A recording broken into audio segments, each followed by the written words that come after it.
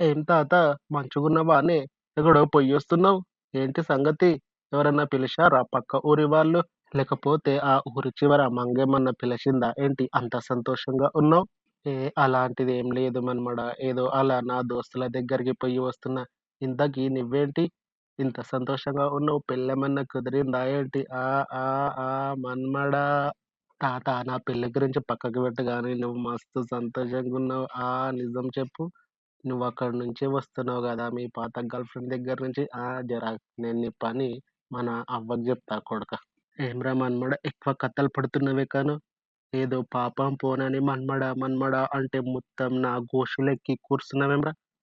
తాత బ్రో చెప్పకింకా నువ్వు నిజంగానే ఆ మంగ దగ్గరికి కొడకా నేను ఈ విషయం అంతా మా నాయనకి అలానే నాయనమ్మ గూడా జెప్తా. నువ్వైతే ఇంట్లోకి రా చెప్తా నీ పని. ఈరోజు మొత్తం నీ ఘోష్ ఓడిసిపోయిందాక గొడతారు ఇంట్లో అందరూ. ఈ విషయం ఎక్కడ చెప్పగాను దా నేను నీకిగ కోటర్‌కు పైసలిస్తదా ఇగ పట్ పట్ ఇగో ఈ రూ. 10 తీసుకొని పో ఇగ. ఈ విషయం ఎవ్వరికి చెప్పకు సరేనా? ఆ! ఆ! మన్మడా. సరే తియ్యిగ ఇదొక్కసారికి రూ. 10తో సరిపెట్టుకుంటా.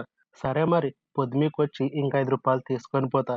అవ్వ దగ్గర అడిగిబెట్టు. లేకపోతే మీ మంగమ్మ దగ్గర అడిగిబెట్టు తాత. సరే మరి వస్తా మరి. నాకు కళ్ళదానికి టైమయింది పొయ్యొస్తా.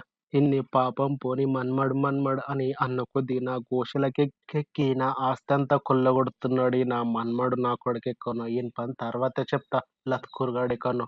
Thanks for watching this video friends. మీకు ఈ వీడియో నచ్చితే ఈ వీడియోని లైక్ చేయండి. ఇంకా ఇలాంటి వీడియోస్ కోసం ఈ ఛానల్‌ని సబ్స్క్రైబ్ చేసుకోండి.